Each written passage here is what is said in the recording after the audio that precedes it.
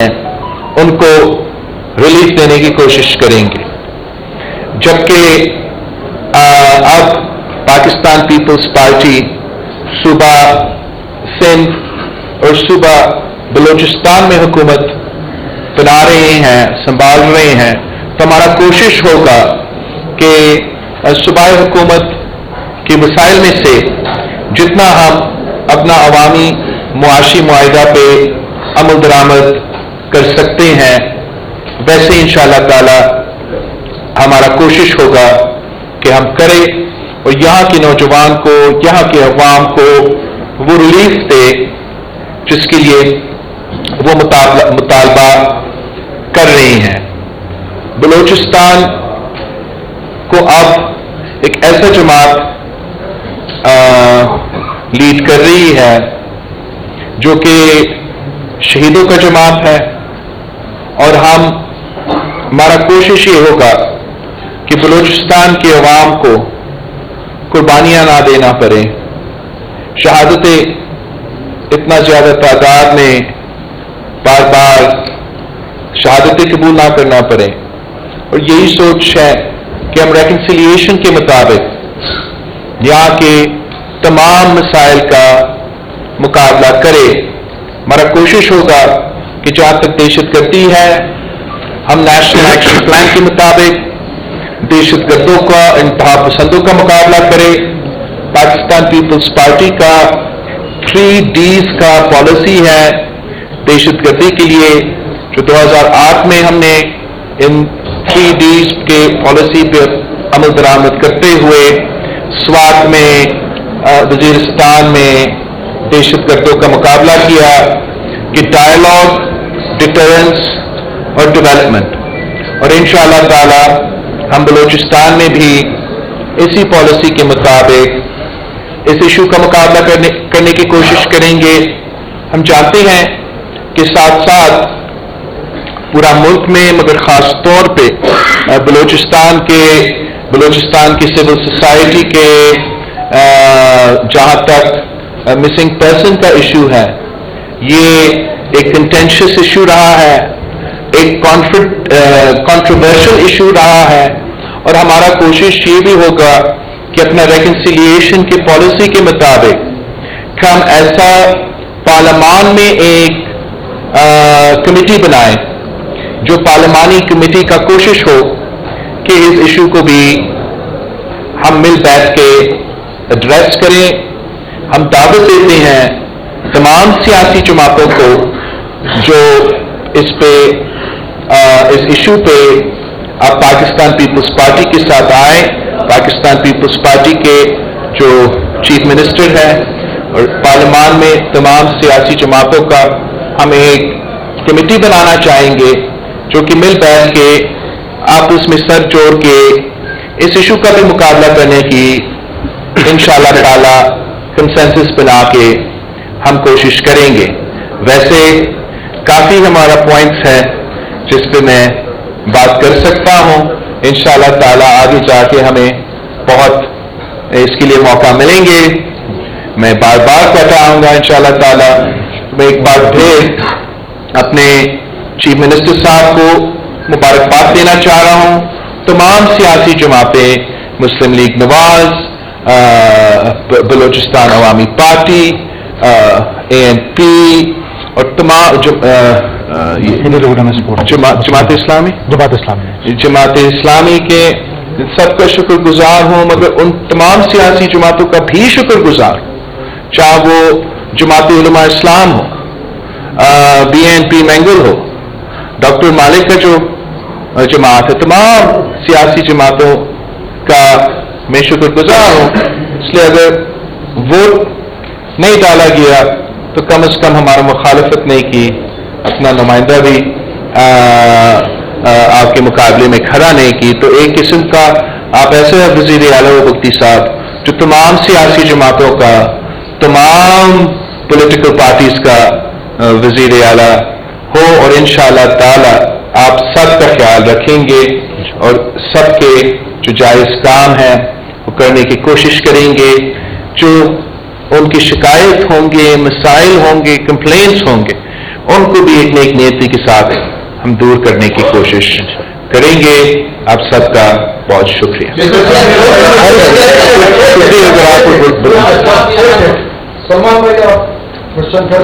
جی سر، یہاں آپ نے کہا کہ تمام جماعتوں نے منفقہ طور پر ان کو ساتھ دیا. ماضی میں 2008 میں بھی پیپلز پارٹی کے پاس گورنمنٹ تھی، لیکن گلستان کے بہت سے مسائل جو ہیں وہ حل نہیں ہوئے. سب سے پہلا امن و امان اور مسنگ پرسن کا معاملہ سب سے اہم ہے. اس کے بعد جو مالیاتی امور ہے اس حوالے سے بھی گلستان کو کافی پرابلم ہوگی. تو اس کنڈیشنز کو کیسے دیکھیں گے؟ Thank you. بالکل آپ سے کہہ رہے ہو. پاکستان پیپلز پارٹی کا 2008 سے لے کے 2013 تک حکومت تھا، اور جہاں ہم نے تمام مسائل کا حل نہیں نکالے، وہ اسی دور میں ہم نے جو بلوچستان کا آج سے نہیں ہمیشہ کے مطالبات تھے، چاہے وہ 18ویں ترمیم کے حوالے سے ہو، چاہے وہ NFC ایوارڈ کے حوالے سے ہو،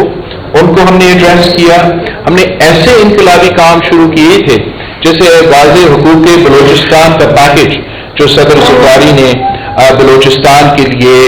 اس وقت طے کیا تھا. اور میرا خیال میں کہ اگر اس واضح حقوق بلوچستان کا پیکج پہ تب سے لے کے آج تک عمل درآمد ہو رہا ہوتا،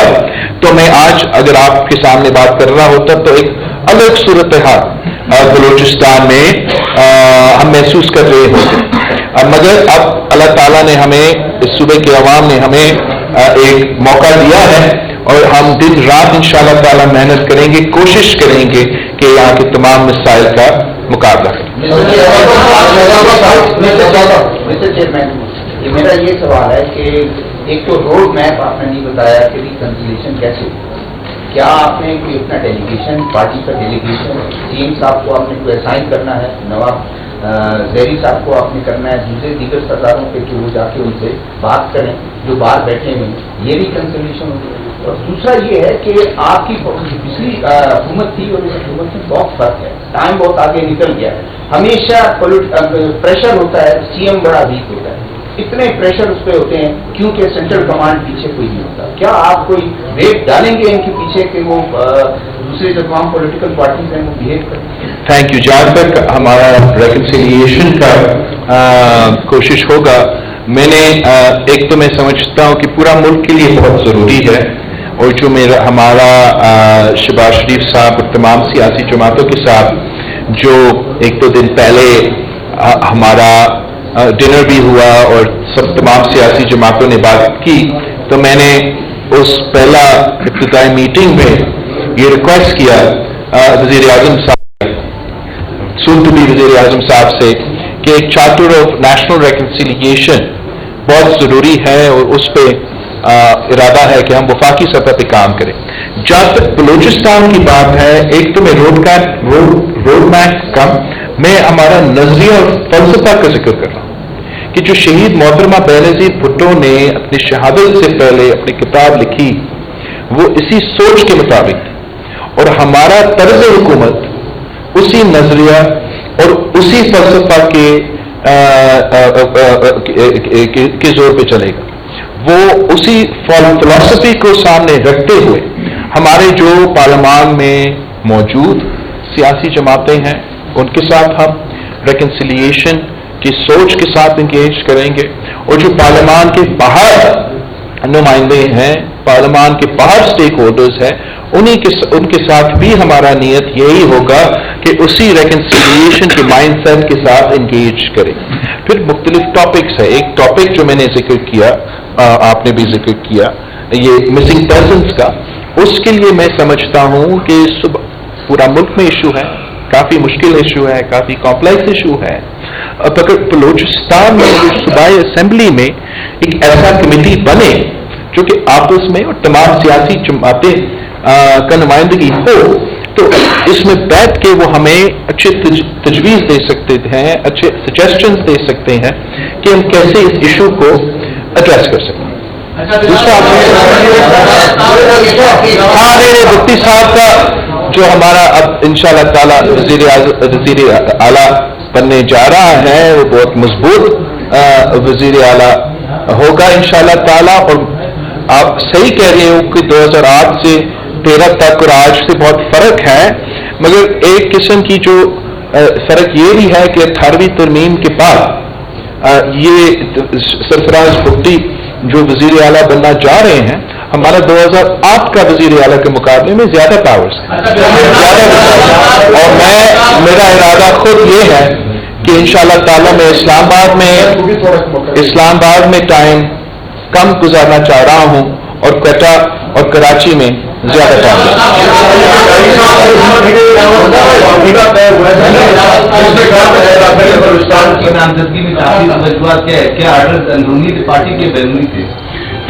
पाकिस्तान पीपल्स पार्टी तो अंदरूनी फैसले करते हैं, मशावरत सबके साथ करते हैं। अब तो ऑब्वियसली आपकी जो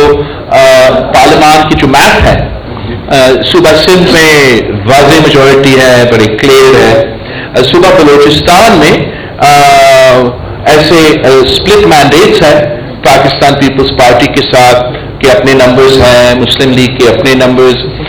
JUI के अपने नंबर्स, तमाम सियासी जमातों के अपने नंबर्स। तो ज़रूर हम ने अपने टाइम लेके पाकिस्तान पीपल्स पार्टी के वफाकी और सूबाई नुमाइंदे से मशवरा करके हमने फिर consensus chief minister Sarfaraz Bhutti साहब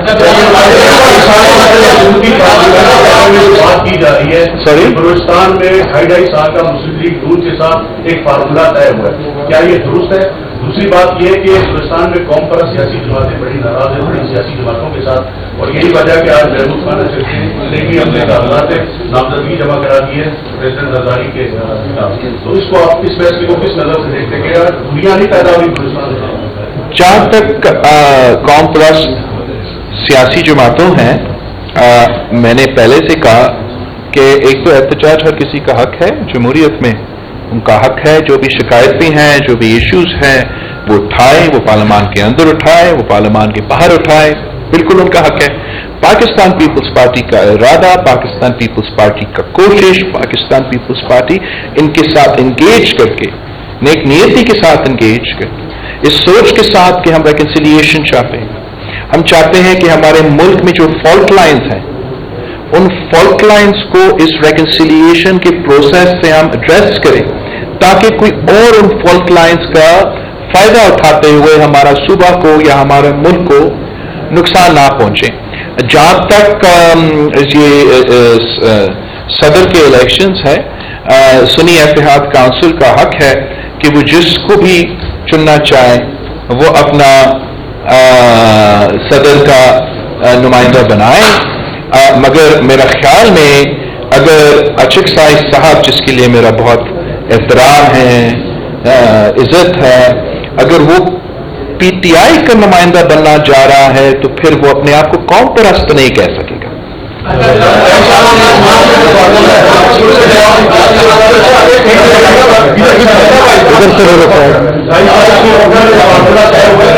सवाल जो है, पहले तो आपको मुबारक हो सरफराज साहब मिला, और हमारे बलूचिस्तान के काफी सारे ऐसे मसाइल जो कि वो हल तलब है, जैसे कि अभी गवादर है और दूसरे इलाके हैं और बलूचिस्तान के कई इलाके, तो वहाँ पर फर्स्ट ऑफ ऑल गैस का बड़ा मसला होता है। कोयटा शहर में जगह में गैस नहीं है, और जब भी हम सूबाई हुकूमत से बात करते हैं तो वो कहते हैं हमारा सब्जेक्ट नहीं है, वफा कर सकते हैं। सर उसके लिए क्या इकदाम होते हैं? और दूसरा मेरा सवाल ये है कि सर बुलंद खान वज़ीर साहब अक्सर कराची मीडिया के साथ टच है, तो अब ये हुकूमत पर भी ये इनका क्या होता हो?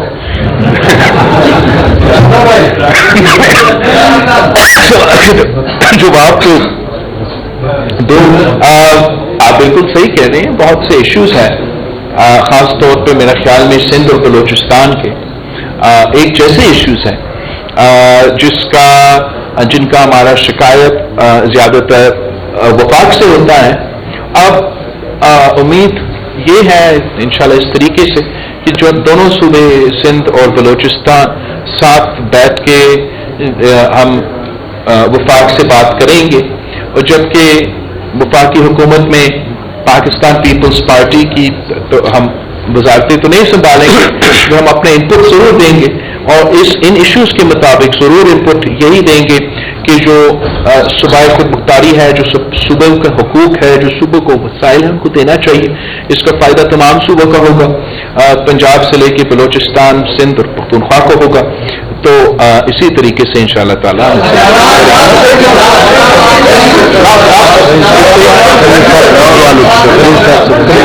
साहब, आप और इलेक्शन कैंपेन में ये बहुत ज्यादा कहा कि इस्लामाबाद वाले बलूचिस्तान को पाकिस्तान का हिस्सा नहीं समझते, तो इस माइंड सेट को आप किस तरह तब्दील करें? एक तो पाकिस्तान का हिस्सा, मैं इतना दूर तो नहीं जाऊंगा, मगर जरूर वालिद साहब ने भी ये कहा और मैंने भी कि जो इस्लामाबाद में बैठे हुए लोग हैं वो बलूचिस्तान के मसाइल को कम समझते हैं, इन मसाइल का हल कम समझते हैं। लेकिन अब हम भी इस्लामाबाद में बैठे हों, सदर ज़रदारी इंशाअल्लाह ताला इस मुल्क का सदर बनेगा, वफाक का नुमाइंदगी करेगा। अगर वफाक का नुमाइंदगी कर रहा है तो तमाम सूबों का नुमाइंदगी कर रहा है, और हमारा पूरा कोशिश होगा कि हम क्वेटा का आवाज इस्लामाबाद में पहुंचाएं। यही हमारा